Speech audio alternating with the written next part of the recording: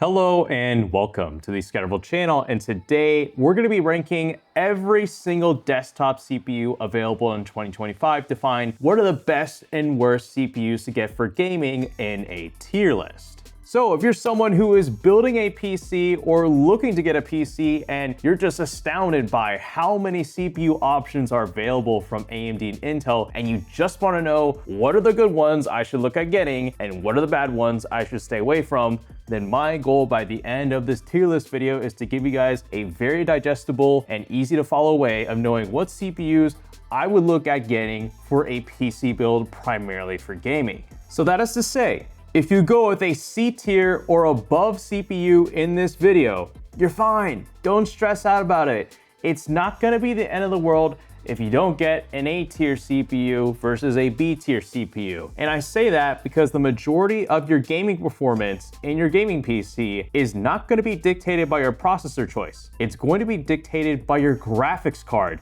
That at the end of the day will have the biggest input on your overall gaming performance 9 out of 10 times. And rarely are there situations where your CPU is going to play a bigger role in frame rates than your graphics card. So if that all still seems pretty overwhelming and you just want to know, okay, what's the right CPU for myself rather than having to sit through an hour-long tier list video, well, I made this cool website, cpus.gg, you might want to check out because every single CPU I'm going to be talking about in this video can be found on this website. All the way from high-end CPUs to mid-range CPUs to budget CPUs. And I've got individual sliders for the price, the sockets, cores, threads, and my favorite, all the tags that you're welcome to play around with to cut straight to the point and just find what's the best CPU for your needs. Which I will be referencing the cpus.gg quite a bit throughout this tier list because it's also a really useful resource for checking out the latest prices on all these various CPUs. Not just in the United States, but even abroad in places like the UK and Europe. So with all that talk out of the way, final reminder, all the CPUs I'm gonna end up recommending in this tier list will be linked in the description down below if you wanna check any of them out. Again, along with cpus.gg. And enough talk, let's get into the tier list.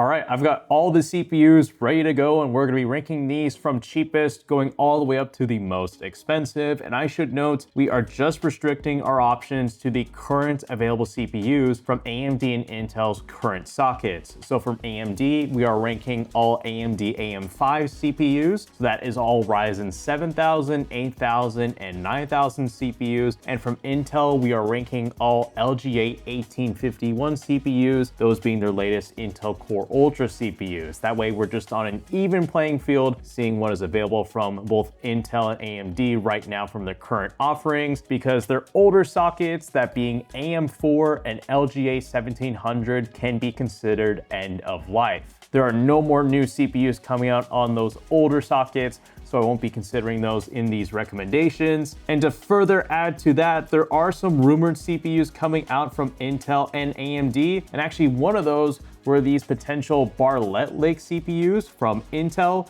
that would have been just P-core CPUs, but I think that's going to be these new Intel Core Ultra 5 120 and 120F CPUs, which are basically going to be rebadged Intel Core Ultra i5 12400 CPUs from the Alder Lake architecture from way back that are going to be releasing on the LGA 1851 socket. So those are some new super budget CPUs. And then from AMD, there is a rumor of a new dual X3D CCD 16 core CPU with a 200 watt TDP, which is bonkers because they said they wouldn't do this, but here they are touting the rumor mill, potentially teasing us a Ryzen 9999X3D. So those are the only CPUs that could be omitted from this tier list because they aren't out yet. Otherwise, this is gonna be the most up-to-date you'll find. So we start with the Ryzen 5 8400F, and full disclosure, I actually bought this CPU and I'm gonna be using it in an upcoming, or maybe as you watch this video,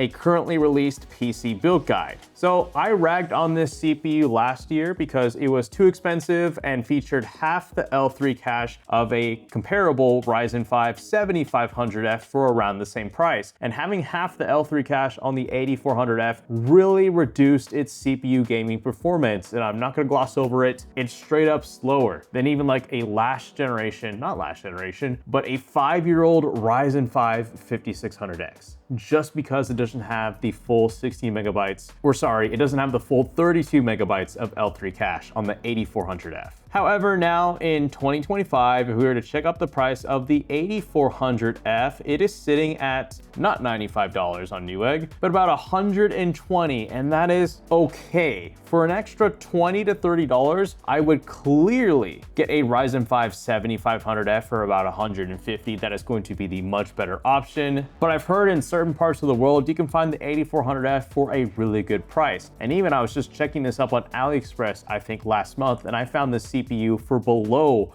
$100, which was pretty impressive. So if you can find the 8400F for below $100, I would consider this a B tier CPU because it would be a very good value to get into the AM5 socket. But right now at its current price and where it's usually gonna be, so above $100, and within a 7500F, I'm gonna put this at C tier to kick things off. Now, Ryzen 5 7400F. This one I was super excited for when it first got announced earlier this year. It's really similar to a 7500F. It's downclocked, but the only difference really between this and the 7400F was that the 7400F for its IHS used thermal paste instead of soldering, I think. Therefore, the temperatures on the 7400F, despite being clocked lower, were higher than the 7500F. So yeah, you're getting a hotter CPU, but its performance was still pretty good relative to the 7500F. And if you even had just a basic aftermarket cooler, you could cool off that 7400F pretty decently. Just that choice to make the IHS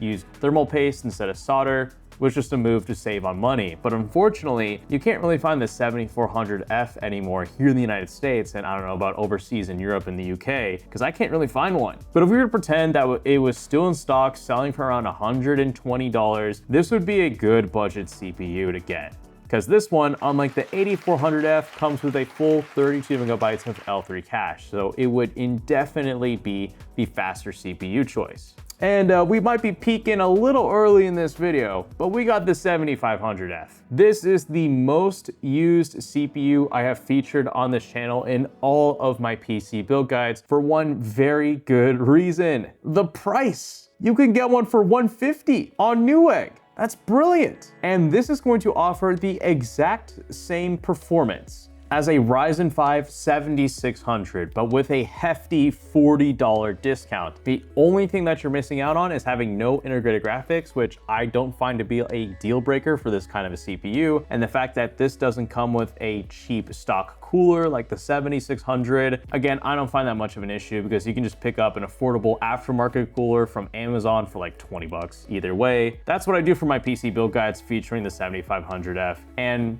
need I say more about its performance? It is the fastest gaming CPU under $200, unless the 9600X is like, okay, never mind, I'm gonna go for below 200, but otherwise, amongst all these other CPUs, I mean, sure, yeah, the 7600X is faster, but it's also about 200 bucks. The 7500F is the clear choice. If you are building a budget PC or anything that's $1,000 below or even slightly above, you gotta go with the 7500F. It is a great entry point for a CPU that is going to be very capable with 6 cores and 12 threads for a very cheap price. And I'm gonna throw it in S tier. Yeah, it is really that good.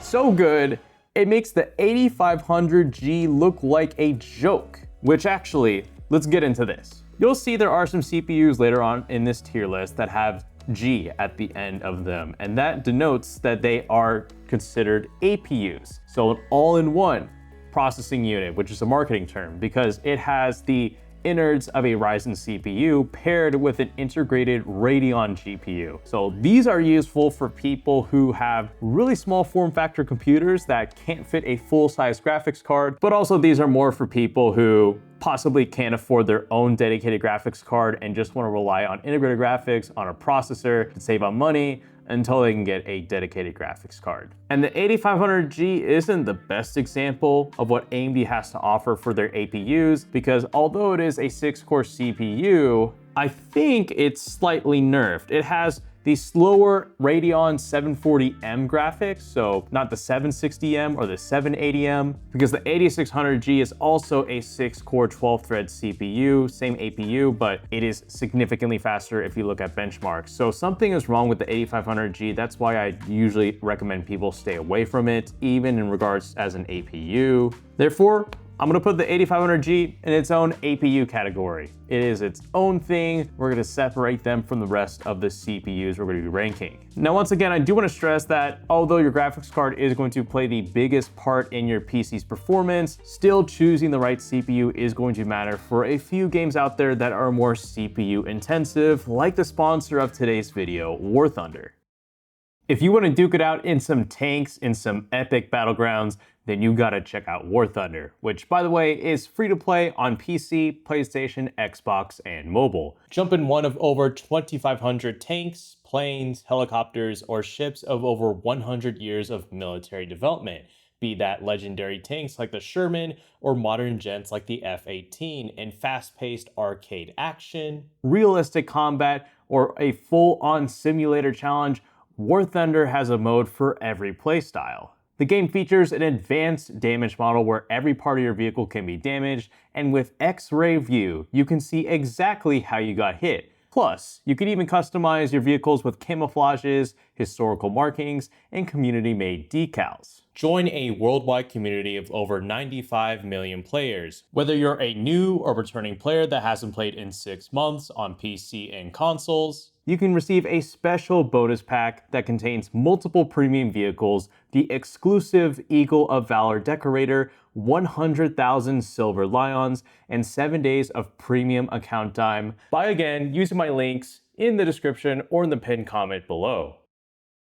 Okay, next up we have the Ryzen 5 7600X. This one's weird because, I'm gonna be honest, the 9600X is selling for the exact same price of the 7600X, and why would you get the 7600X when the 9600X is a faster CPU for the same price? So the 7600X is just awkwardly priced. It's squished in between the 7500F and the 9600X. Therefore, I'm gonna put this in B tier below the 7400F.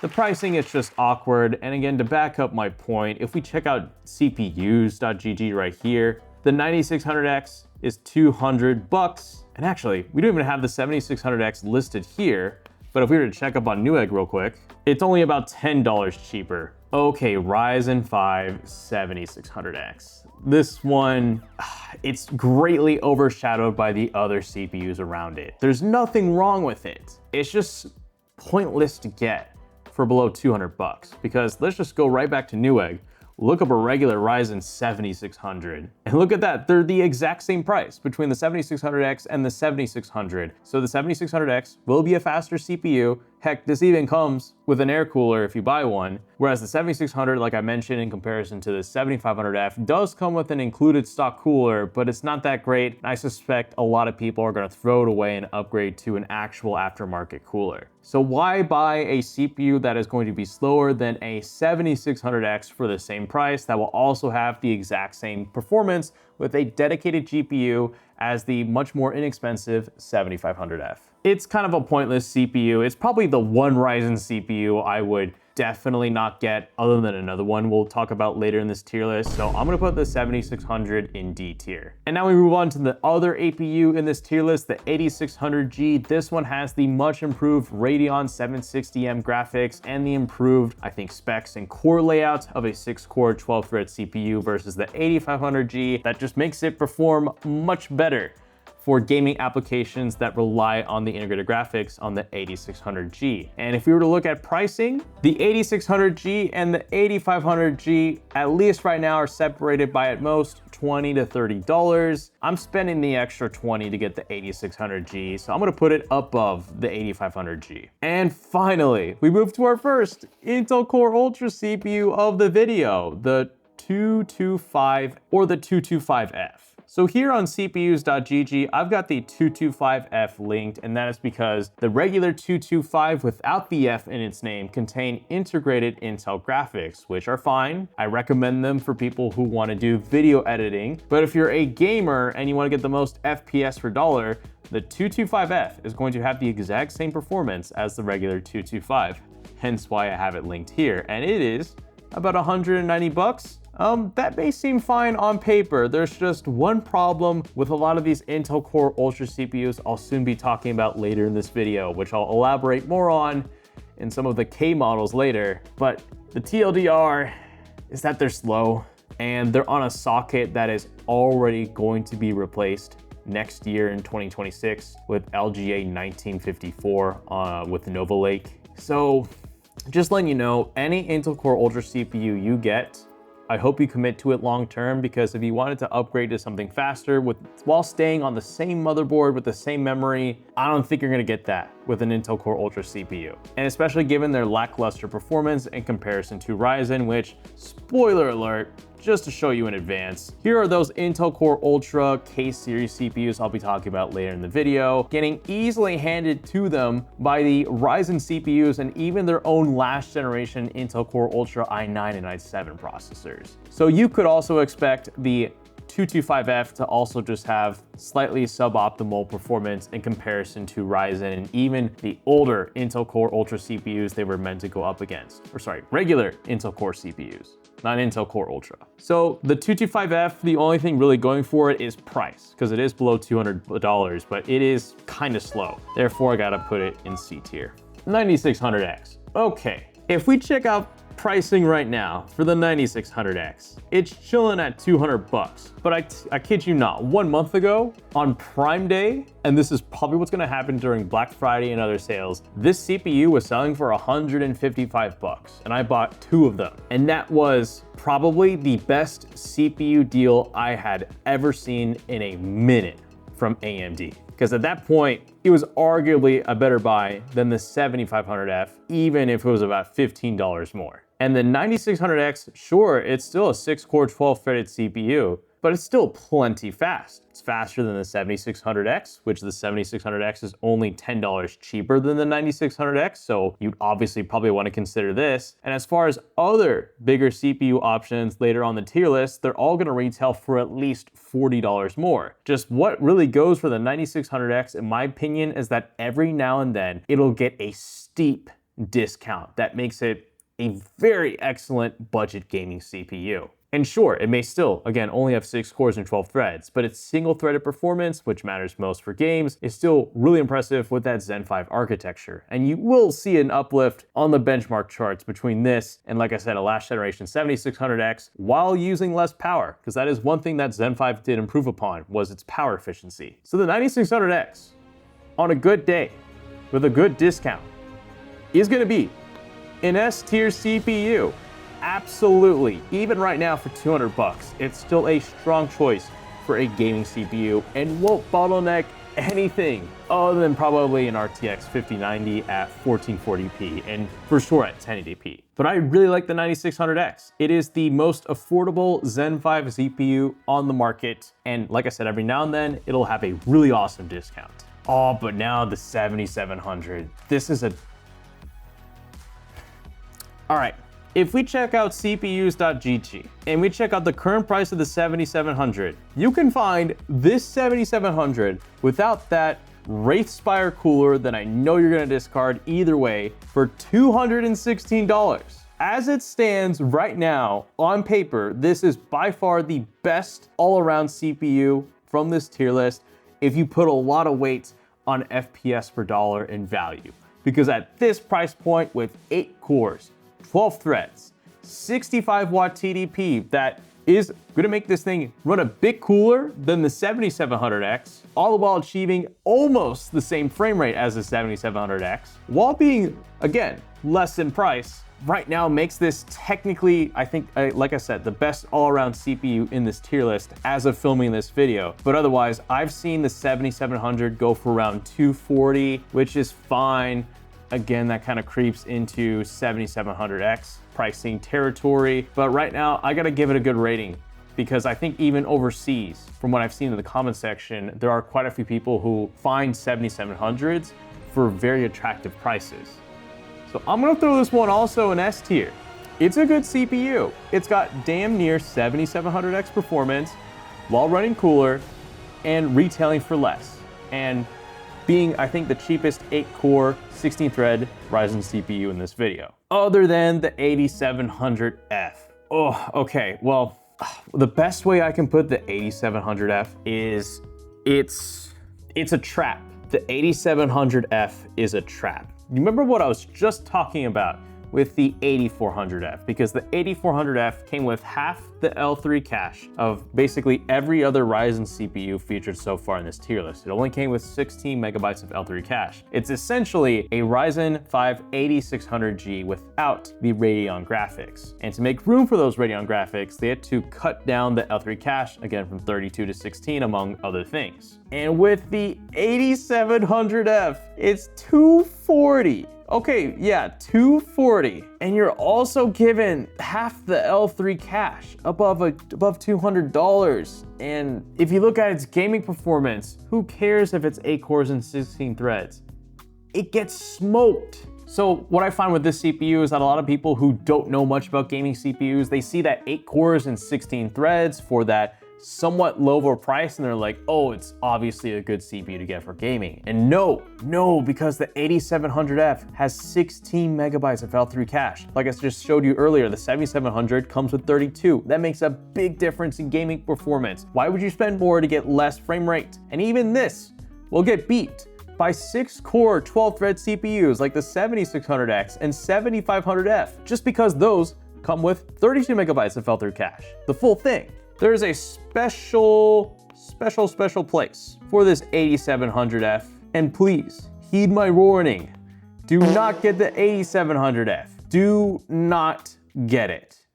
Please avoid it. It is horrifically slow. It's probably tied with the 8400F for being one of the slowest CPUs in this video. Now we're back to Intel, the Intel Core Ultra 235. I will say this about this CPU. There was a review done by computerbase.de, which got me kind of introduced to the 235 because I used it in a mini ITX small form factor PC build guide, because it actually was the best CPU right now on the market for achieving the most FPS per watt. So if you care a lot about efficiency and keeping a cool CPU with like a small cooler, like what I did in that ITX build, this is going to provide you, like I just said, the most FPS per watt. So if you care a lot about thermals and power efficiency, this is the best on the market actually for gaming. That said, if you are building a full-on desktop computer, the power efficiency gains of this, say over like a Ryzen 5 9600X, don't make up for the severe performance deficit. Like I said, these Core Ultra CPUs, they're just lackluster. They really are. But for the 235, I will say when it comes to pricing right now, I don't think $265 is what these should be selling for. They should be selling for around $245. That's what I saw last month. That is what will make the most sense. But the 235 is okay, very, very okay. I can't put it in the same tier as the 7600. Well, actually, I could. I'm gonna put it above the 7600. Yeah, it just, the pricing's not right now for the 235. Okay, 7700X. This one's also pretty freaking good because the price for it right now, even since Prime Day, has been hovering around $242. That is very attractive for this CPU. At one point before AMD introduced the 7800X3D and the 9800X3D, all those X3D CPUs, the 7700X was at one point the definitively fastest CPU on the market, other than a crazy power hungry like 13900K or something like that. This was the king of the crop. But now it's been relegated to being a mid-range CPU, but given its price to performance, it's really attractive. I'll just say it, it's basically got the same performance as the 9700X. Yeah, sure, it consumes more power, it's a hotter CPU, but hey, look at that price difference. It's about $50, which I think is worth getting the 7700X over the 9700X. And sure, if you want to deal with that extra power consumption, you can always undervolt the 7700X. For 8 cores and 16 threads, I think this regular 7700 is a better buy because it achieves about the same performance while running cooler. But for more, the 7700X is not a bad shout for its current price.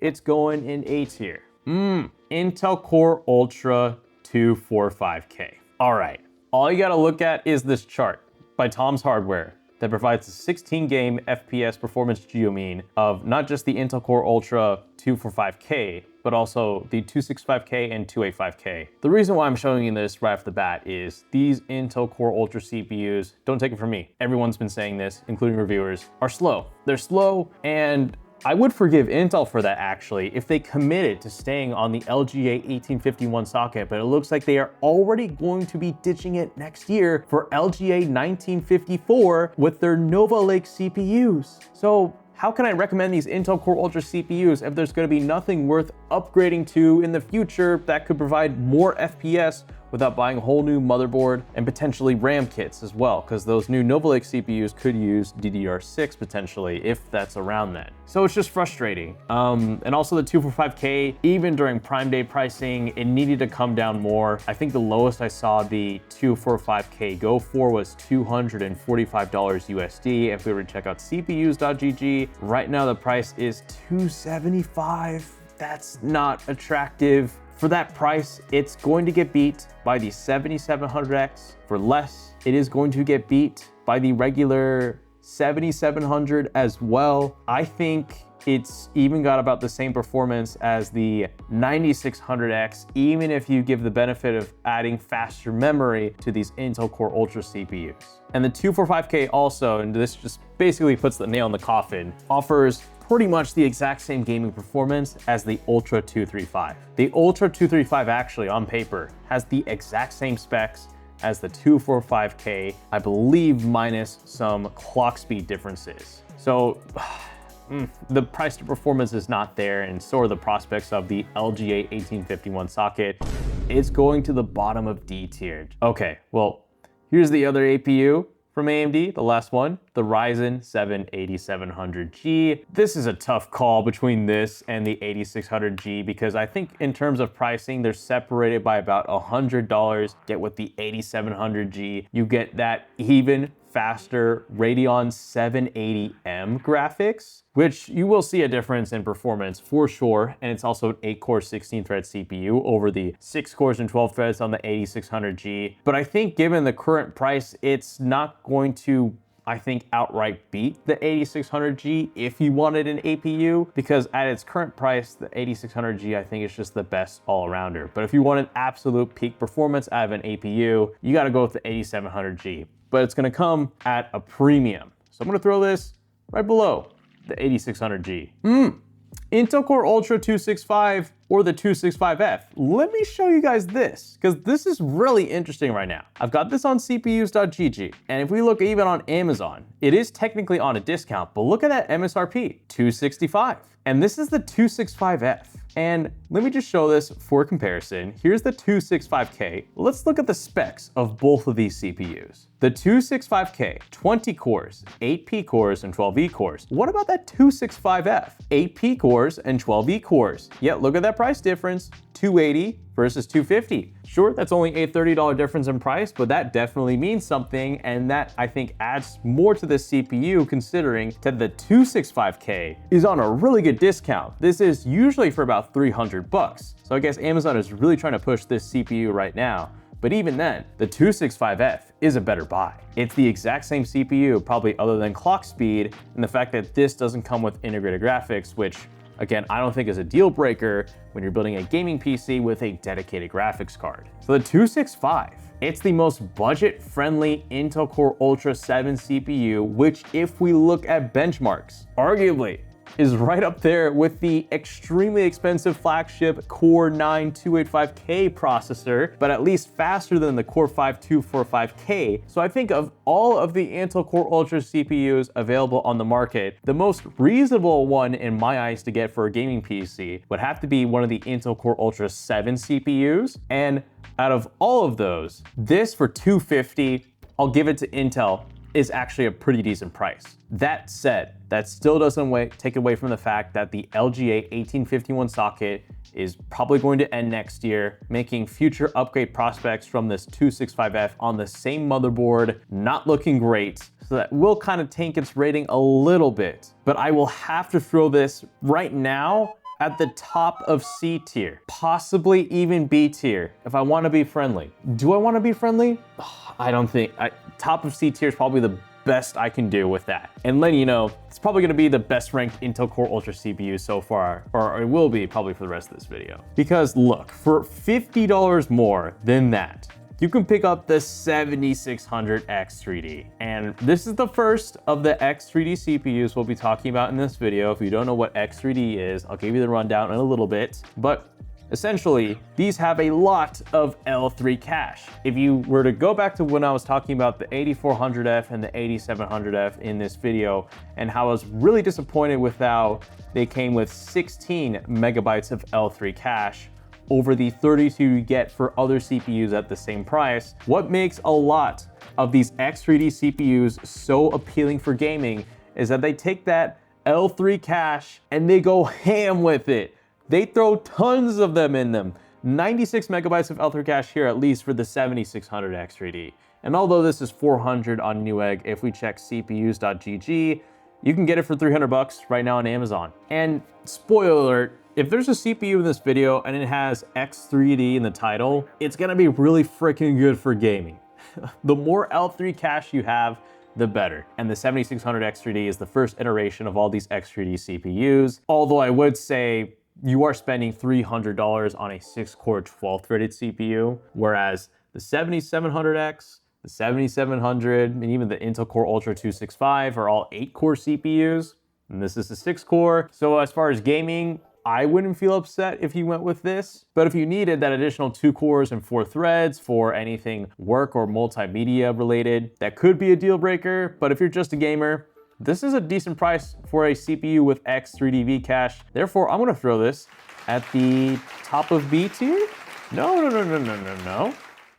A tier. And I heard you can probably even get this for a lower price, depending on your region and your store. Intel Core Ultra 265K. So I'd really recommend you just go back a few minutes ago to what I was talking about, the 265, because in essence, if you were to consider any Intel Core Ultra CPU to get, I would surely look at a Core 7 CPU, not an Intel Core Ultra 9 or an Intel Core Ultra 5. Those are pretty pointless for their price, because the Intel Core Ultra 7 is going to be within a stone's throw of the overly expensive 285K. And what I'm noticing on Amazon, even after Prime Day and other retailers, is that they're really pushing the 265K with some deep discounts. This has an MSRP of $400. It was ridiculously overpriced at launch, and now it's for well below $300. And this is something I didn't see with the older 14700K, 13700K, and even the 12700K for the longest time. I can't recall another 7 series CPU from Intel that received this great of a discount only this far from its launch. So I assume this is not selling great, but I think other than the 265 or the 265F,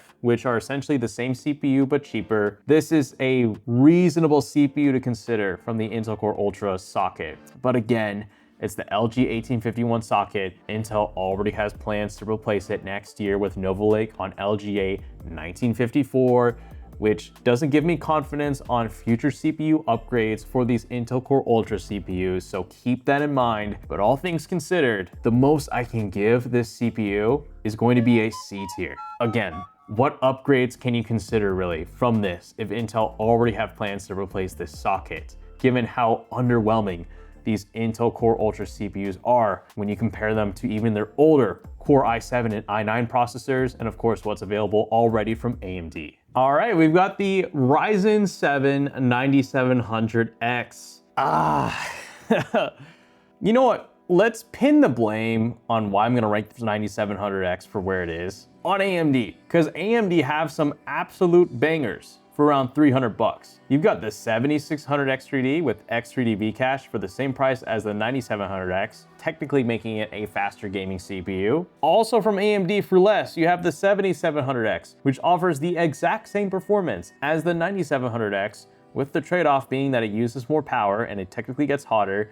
But look at that price difference, $50. I'm taking the 7700X. And probably to add salt to the wound, if you wanted to, for an additional, what, $60, you can upgrade to a 7800X3D, so yet another X3D CPU, but with that X3D V-Cache, that is going to blow away the 9700X without any X3D V-Cache. The 9700X is a victim of AMD's success in this mid-range of CPUs, so it's very much being overshadowed by everything else. It's still a great CPU, just poorly priced and among some really other competitively priced and well-performing Ryzen CPUs. So I was thinking of putting this one, okay, I see it, below the 8400F, but above the other Intel Core Ultra CPUs, 7900X and the 7900. I can do both of these at once. Right, so I have an issue with 12-core CPUs when it comes to gaming, because a lot of those 12-core CPUs you're looking at have a 6-core plus 6-core CCD layout.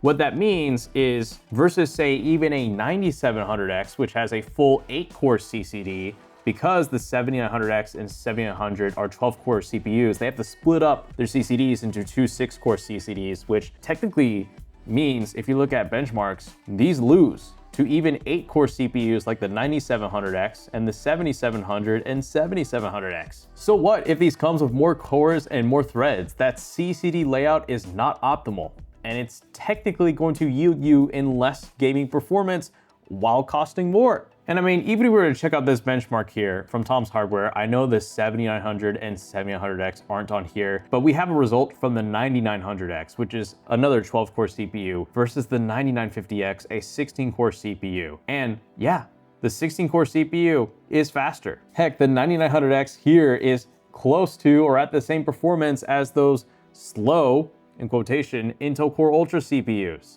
And just to further nail the point home, here's a 7900X3D, another 12-core CPU with a 6+6 core CCD layout, versus the 7800X3D with a full 8-core CCD, just singular, and it's of course faster. So 12-core CPUs are a bit cursed in my opinion when it comes to gaming. If you know you need one, sure, go ahead and get one, but for purely gaming, I'd stay away from them. In fact, I'm gonna give these 12-core CPUs their own little special spot on the tier list, and that is going to be in E tier. Don't get a 12-core CPU for gaming. Don't do it. Okay, here we go. 7800X3D. All right, let's talk about this CPU. It was the fastest gaming CPU on the market last year.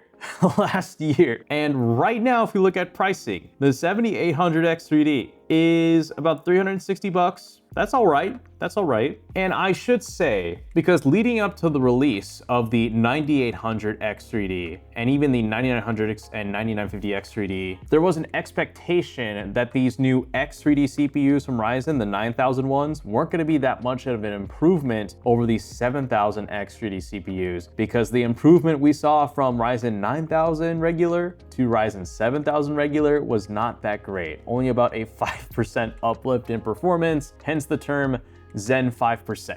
But that was not the case whatsoever. These 9000 series X3D CPUs did some stuff, which I'll talk about in a little bit, that very much made a greater impact in their performance versus these older 7000 X3D CPUs. So that is to say, if you look at the price of a 7800 X3D, I would only get it considering on what the price of the 9800 X3D is. Because if the 7800 X3D is too close in price to the 9800 X3D, I would personally not consider a 7800 X3D. But as we see right now, if there's a fairly big difference between this and the 9800 X3D in terms of pricing, the 7800 X3D is still not a bad shout. Again, if we check out those benchmarks I just pulled up, it's still plenty fast.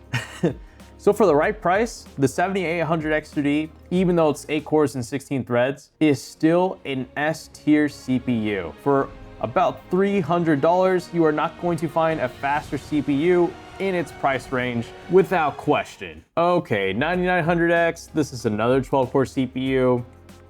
Just to recap what I just talked about with the 7900X and the 7900 with why they're an E tier, that is because they contain a 6+6 core CCD layout, and you really want a full 8-core CCD to get the most gaming performance out of a CPU, which would benefit even an 8-core CPU like the 9700X or a 16-core CPU like the 9950X with an 8+8 core CCD layout. Just having a 6-core CCD layout won't, again, yield you the technically best gaming performance, but that still doesn't mean it's necessarily a slow CPU. But why I raised some problems with even a 9900X for gaming is the price. For $360, I am taking a 7800X 3D over it any day of the week, even if it has 2 less cores and 4 less threads.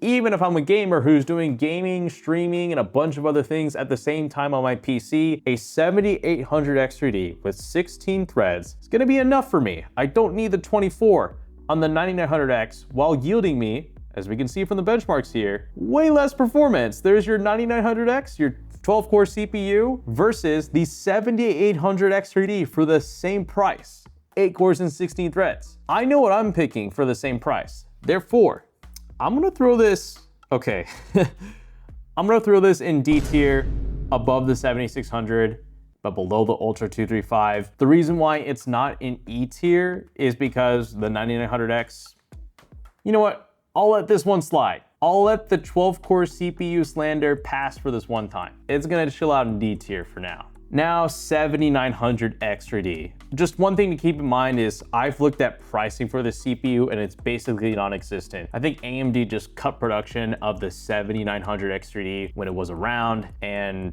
now you can't even buy one brand new. Why would you even consider it when you should get like a 9900X 3D? But when I last saw the 7900X 3D, because it wasn't selling that well, AMD gave it some pretty good discounts that made it, I think, irrefutable. Sure, it would still get beat by a 7800X 3D with that full 8-core CCD layout any day of the week. But regardless, this had X3D V-cache at the end of the day, giving it a hefty amount of L3 cache to work with for really epic gaming performance. So although I can't get pricing on the 7900X 3D, I can still at least grade the CPU for what it is, if you're able to find one. And I would put this at the very tippity top of C tier. Probably the least desirable of all the X3D CPUs other than the 7600X 3D, because again, that awkward 6+6 core CCD layout isn't the greatest, but nonetheless, like I said, you get that X3D V-cache, which is going to make this a very fast CPU at the end of the day. Just the price I'd expect you to pay for it probably isn't going to be that great of a value. Unlike the 9800X 3D, which can be had for just below MSRP at $450, this undisputably, other than the 9900X 3D or 9950X 3D, is the fastest gaming CPU on the market, bar none. And as a matter of fact, let's see what the most credible CPU review website on the world, User Benchmark, has to say for it. AMD's 9800X 3D, priced at over 400 USD, is widely marketed as the best gaming CPU in the world, because it is. It clearly is. Let's look. There it's at the very top, there it's at the very top, there it's basically at the very top. That's indisputable. This demonstrated at low resolutions with a 4090 class GPU, whilst conveniently ignoring 1% lows, 0.1% lows? Okay. The 0.1% lows are looking pretty good. Heck, the 0.1% low on a 9800X 3D is almost at the same level as the maximum average frame rate of an Ultra 285K. I mean, that's a pretty good ratio. I'm not thinking you're gonna get a lot of frame stuttering there. I think also this checks out too. Under cherry-picked cache-bound conditions, the X3D CPUs do excel. No, they do great all around. As you can see, across friggin' 16 games, they do great all around. But there's a trade-off. The additional cache results in 6% lower boost clocks and 50 to 80% higher prices? What does the 6% lower boost clocks have to do with the higher prices? And what do you mean 6% lower boost clocks? I mean, there's a point of no return, I think, with high CPU boost clocks, because you can certainly make a CPU reach 6 gigahertz, but you're gonna get to a point of diminishing returns, I think, when you go that high in clock speed. Anything above 5 gigahertz is going to be enough from extracting the most out of a gaming CPU. And why those X3D CPUs do so well is because of the sheer amount of L3 cache they contain versus Intel. But the higher prices stuff, well, they're worth it. Look at this. They're worth it, dude. That's what the additional premium is getting you. Anyways, as with their Radeon GPUs, AMD is looking to drive demand through advanced marketing rather than delivering real-world performance. So I don't know why this guy is going into AMD's Radeon GPUs. I thought we were talking about the 9800 X3D. Marketing. Intel's marketers remain sleepy. What does marketing have to do with how good a CPU is? You just put it in a benchmark and see how well it does, right? Oh, what's this? Intel now face the very real risk of bankruptcy. What does Intel and their stock price have to do with your analysis on the 9800 X3D? My brother in Christ, you're making no sense. Anyways, why did I spend all this time doing this? That's because this is a joke, and so is all of User Benchmark. And if you were ever considering looking at how good a CPU is, never use this website. But to give you my thoughts on the 9800 X3D, the benchmark speaks for themselves. It is the best CPU on the market, other than the 9950 X3D. It's got the full 8-core CCD layout with that X3D V cache. It's very fast. And at the right price, this would be a better buy than the 7800 X3D. But right now at $450, yeah, sure, the 7800 X3D might be the better buy, but if this ever creeps up in price around $390 or $380, I'd pick up the 9800 X3D. What made the 9000 X3D CPUs such a leap was because they flipped the location of the X3D CCD on the CPU, making the temperatures lower on this, allowing them to push a higher boost clock on these X3D CPUs, which allowed it, again, to make a big difference in performance versus even the last generation 7000 X3D CPUs. So that was some clever engineering from AMD that I do gotta give them credit for. And like I said, it's technically the best gaming CPU on the market. I'm gonna throw it at the very top of S tier, okay? All these S tier CPUs are great. There's nothing really wrong with them. And now on to the 7950X. Okay, well, 16-core CPUs, I have a truce with because they still contain the full 8-core CCD that makes them technically still viable for gaming. Just at that point, you have to say, do you really need a 16-core CPU for gaming? Because if you were to get one, the prices for them are still quite astronomical. I don't have it here right now on CPUs.gg, but the 7950X is selling for around $450, the same price as the 9800 X3D, with absolutely superior gaming performance, as you can tell, over even a 9950X 16-core CPU. That said, it is going to outperform the 7900X. I'm gonna throw this in E tier. I personally wouldn't look at getting a last generation 16-core CPU for gaming on a brand new PC. At least consider one of the new Ryzen 9000 ones. Those would be better. Like the 9950X. I think this is actually only about $50 more than the 7950X right now. So if you insisted on getting a 16-core CPU, I personally opt for getting the newer one. This will run cooler and should also achieve more frame rate. So I'm gonna put this right next to the, I'm gonna put it above the Ultra 235. I think that sounds okay.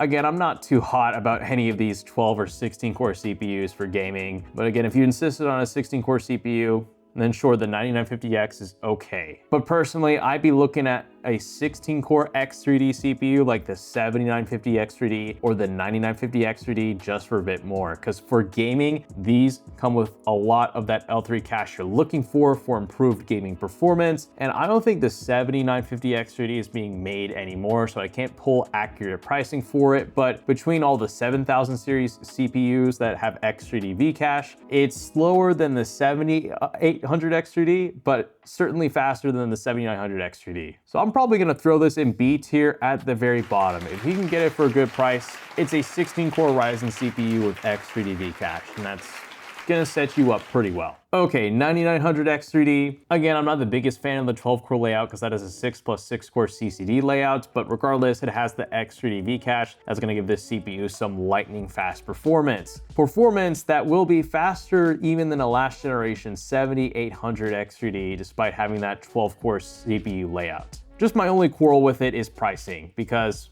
For about an extra $110 strictly on the bounds of a gaming CPU, why would you get a 9900 X3D over a 9800 X3D? Because the 9800 X3D will be faster than this one. So if you want that 12-core layout, sure, go for it. But on the bounds of a gaming CPU, I'd personally get the 9800 X3D. But still, that doesn't mean this is a bad gaming CPU. It's got tons of L3 cache, so it's gonna perform really well. It's just gonna be kind of expensive for what it is. I'm gonna throw this at the top of B tier. It's still really fast.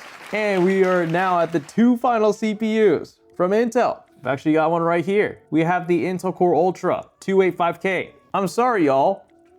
It's slow. Intel made a CPU generation that happened to turn out slower than their prior Intel Core i9, i7, and i5 CPUs. That is the TLDR behind Intel Core Ultra. They were quite upsetting at launch, and although, to give Intel credit, they have managed to squeeze a bit more performance out of these CPUs over time, thanks to optimizations in the memory controllers on these CPUs, allowing them to reliably run RAM at really high speeds, I think at like 8,000 megahertz, that still doesn't save these CPUs in terms of gaming performance. They are still quite slow, and it doesn't help the fact that Intel already has plans to replace these CPUs with a brand new socket called LGA 1954 with Nova Lake CPUs in 2026. So this LGA 1851 socket at most is going to last for 2 generations technically, and I think the next CPUs coming up later this year on the same socket are simply refreshes. They're not new architectures. So I doubt there's gonna be anything meaningful to upgrade from this Core 9 285K from.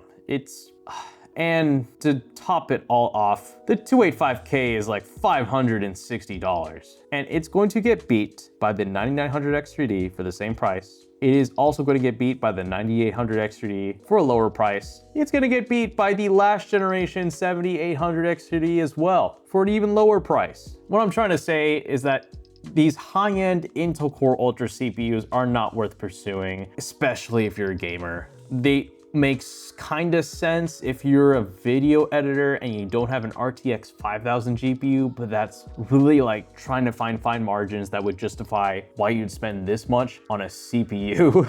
If you're mostly gonna be doing gaming on a 285K. I mean, like I mentioned earlier in the tier list, a 265K is gonna get you basically about the same performance, but for way less. And even that isn't that great of a value proposition. The benchmarks speak for themselves, and so is the price, and so is the sales figures for these Arrow Lake CPUs. And the Core Ultra 285K is going to go,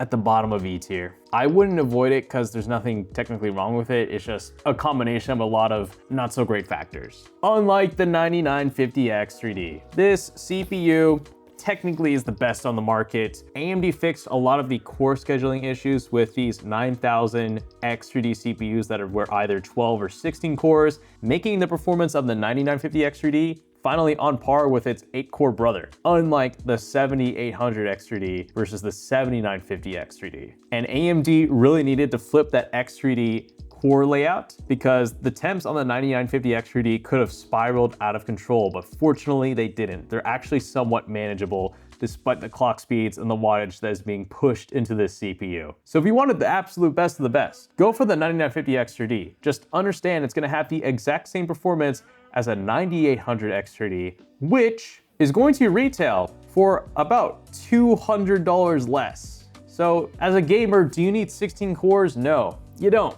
But if you want it, sure, get it. Otherwise, 9950X 3D, I'm gonna throw this at the very bottom of A tier. And there we have it. That is the, ooh. See, I've got the tier list. I can look at it right now. I've got the tier list in front of my face. I know the final results, but you don't, because a lot of you guys skipped right to the very end of this video, potentially messed up my watch time. And now this video might not perform as well as it could have because you skipped to the very end of the rankings. And that is to say, I understand it, I get it. You guys don't have an hour plus to sit through these tier list videos, I get it. But all I ask in return is that you give this video a like. That's it, just give it a like and I'll go ahead and show you guys the tier list, which I caught you. You didn't like the video yet. This is your last chance.